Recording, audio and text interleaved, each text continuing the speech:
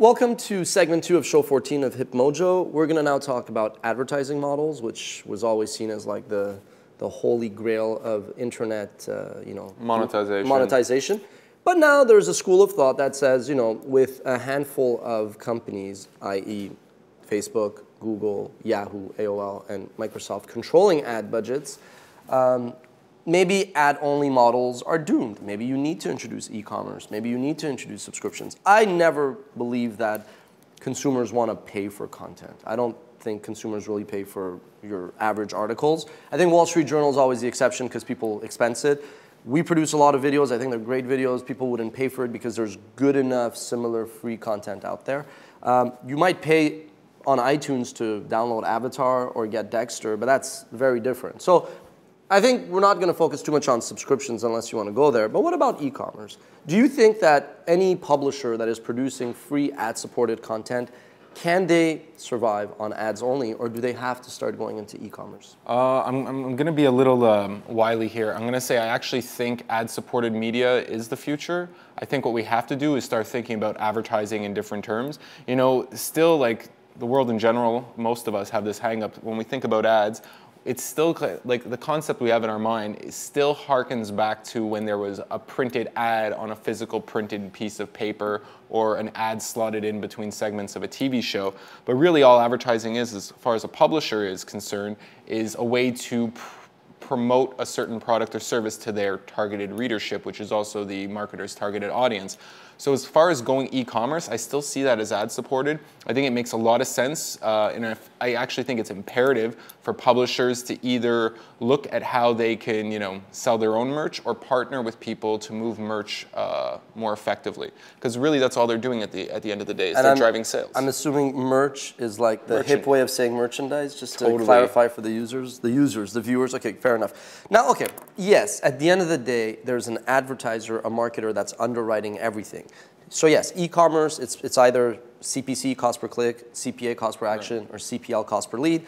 Advertising is usually CPM, cost per thousands of impressions, or CPC, or sponsorship.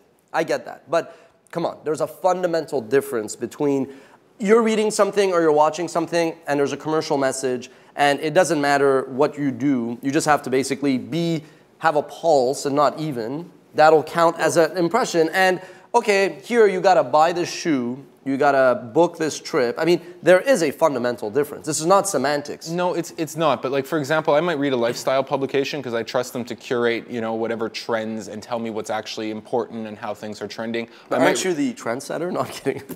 With this beard, I am. And even with financial publications, I'm trusting them to, again, curate relevant stories. And they've done such a bang-up job, by the way, those guys. But as a result, if they're actually going to be shaping my opinions that much, I think it's acceptable, provided it's not directly tied into editorial decisions, to actually curate, some of my purchasing decisions. If it's a lifestyle publication, why not show me a featured collection and try to get me to buy it? Or if it's a financial one, why not, try to sell me a certain stock or a certain software to manage my money? Okay, so if you take a look at the web, the 3 C's, you got content, community, and commerce. So as an example, you could argue that, let's say, Yahoo historically was content. You could argue that, let's say eBay was commerce.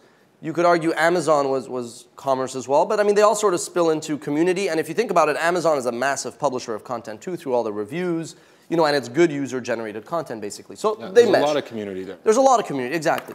But and then you could argue that the Friendster, GeoCities, and MySpace and Facebook, those are the community guys. But my question is this now. Is it easier for an e-commerce play, like Amazon and eBay, to get into advertising? Or do you think it's easier for an advertising play, like Yahoo or CNET or IGN or WatchMojo, to then get into e-commerce? That's a good question. We only ask good questions. I'm really not sure. I think it would depend a lot on idiosyncratic factors such as like who's actually heading it up and how they're going about doing it. See, because when I see Amazon launch an ad network with all their data, I just don't see them having advertising in their DNA, right? So I see that. I don't want to knock Amazon and Jeff Bezos. Amazing company, amazing entrepreneur, executive. It's just not part of what they do. So I see that as like a probable fail. And then conversely, when I take a look at, let's say, the IGNs and the CNETs, these big brands, Yahoo, who are commanding amazing rates, amazing sponsorships, premium advertisers, almost easy money, just, put up a banner, put a pre-roll, skin the page, to then start to say, okay, well, we're going to put this thing, and if 1 million people click on it, and then maybe 1% will end up going on this landing page, and 4% converts, and we make maybe $10,000 or $1 million or whatever. I just think that's like a lot of work for maybe something, probably nothing. So I've always been, and this is probably a weakness, I'm not saying this is the way to go, I've always been very wary of that. At my old company, AskMen, I drove so much revenue from advertising that the e-commerce never really amounted to much, so we sort of overlooked it. And that was a weakness. That was an earlier day, too, in a way. Okay, but here's the thing. Now, if you take a look at Thrillist, which you could argue is like the next AskMen sort of, evolving the men's model, they had a successful daily newsletter. It was sort of like they sent an email on things to do in New York, things to do in Miami or whatever. But then they bought Jack Threads, which is like their e-commerce, let's say guild group for men, and their revenues really took off. So there's another company, Sugar Media. Sugar Media was basically a network of blogs for the female audience, founded by Lisa and Brian Sugar. Brian Sugar is one of the smartest guys, and Lisa Sugar is amazing in terms of editor, knowing what the hell to publish and all that. But they are largely an e-commerce shop, that does a lot of commerce, that does a lot of content. And then last but not least, if you take a look at Guild, that's come out of nowhere and going gangbusters. And then, of course, I think the king of social commerce, regardless of whether or not in a year we look back and laugh at it as a punchline, or we say, man, like this was a Google, Groupon. So I personally, even though I've always been not an expert in e-commerce, almost not a believer, I'm starting to believe that, like for WatchMojo, if we would have gone back as of day one and said every time we produce a video, we offer within the video an opportunity to, let's say if it's a travel video, to book a trip. If it's a fashion video, to buy the jeans. If it's a makeup video, to say this is like whose mascara we're using. And tie it with offers. In hindsight, I mean, people say I don't regret anything. Bullshit. I think people generally do regret it. People don't like to admit that they regret things. I realize that, man, we should have probably done a better job of e-commerce. And when I look at growth opportunities, I'm like, yeah, you know what? I should probably hire a guy that just, 1 foot in editorial, 1 foot in biz dev, and just say, let's actually think of e-commerce and what needs to be done. So, it's not my forte, but I disagree with you. I think as much as people won't pay people will not pay for content, and advertising is the way to go, I think the only way you could really build a big business and just get a higher, I hate to say it, monetization per user is through e-commerce. Well, I don't think we disagree. To go back to the 3 C's, well, content is what it is. But if you think of any content producer's audience, whether they're readers or viewers, that audience has a certain demographic. They share a certain interest, at least to the extent that they're consuming the same kind of content.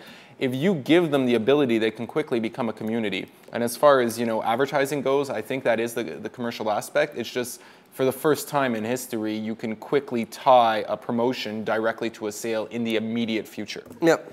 Yeah. So I really think that's where things are going to go. Can we disagree on something? No, I'm kidding. Yeah, I don't like your shirt. I dropped the suit today. Okay, we're going to take a short break. We're going to come back with a lightning round and talk about MC Hammer, and that's all you need to know, MC Hammer. Those two words. Hammer time. Those 2 words should just bring you back for the next segment.